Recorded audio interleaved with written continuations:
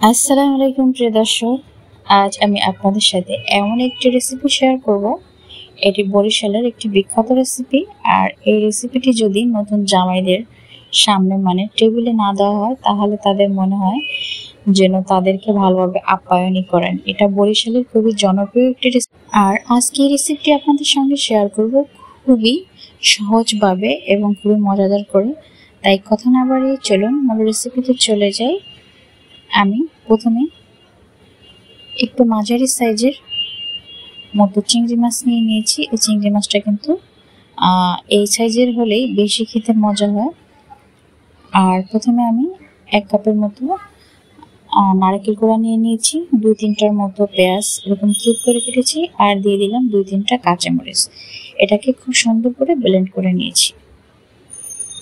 দেখুন, নারকেলটা একদম খুব সুন্দর করে ব্লেন্ড করে নিয়েছি।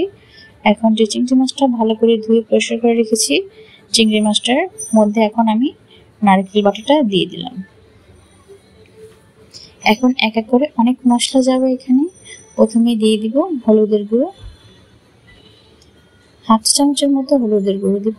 আর আজকে এখানে খুবই কম মশলায় রান্নাটা করব, খেতে অসাধারণ লাগবে। আপনারা প্রথম থেকে শেষ অবধি ভিডিওটি অবশ্যই দেখবেন। আর দিয়ে দিলাম 1/2 চামচ লাল মরিচের গুঁড়া। এখানে আসলে কিন্তু একদম লাল মরিচটা দিতে হবে, তাহলে কালারটা কিন্তু দারুণ আসবে।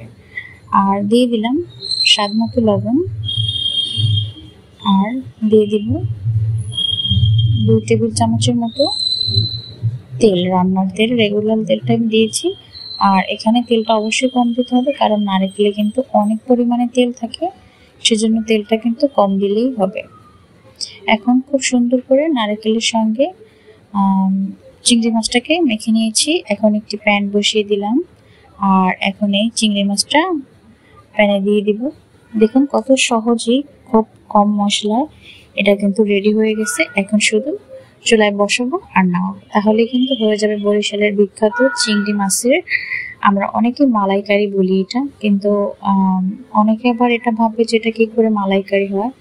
কিন্তু আমাদের বরিশালে এইভাবে রান্না করলেই এটাকে চিংড়ি মাছের মালাইকারি বলা হয়, কারণ নারকেলটাই মালাই, আর এই জন্য এটার নাম হয়েছে মালাইকারি। এখন এখানে 1/2 কাপের মতো পানি দিয়ে দিয়েছি। পানিটা দিয়ে খুব সুন্দর করে আবার একটু নেড়ে চেড়ে এখন চুলাটাকে ধরিয়ে দিব। আর এর আগে আমি 2-3টা কাঁচামরিচ দিয়ে দিব, দারুণ একটু ফ্লেভার আসার জন্য।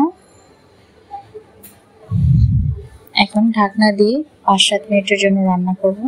দেখুন 5-7 মিনিট পরে এটা কিন্তু অনেকটাই ঝোলটা টেনে গেছে। আর চিংড়ি মাছ হতে কিন্তু বেশিক্ষণ সময় লাগে না, আর চিংড়ি মাছটা কিন্তু বেশিক্ষণ জাল করা যায় না, তাহলে কিন্তু এটা অনেক শক্ত হয়ে যায়।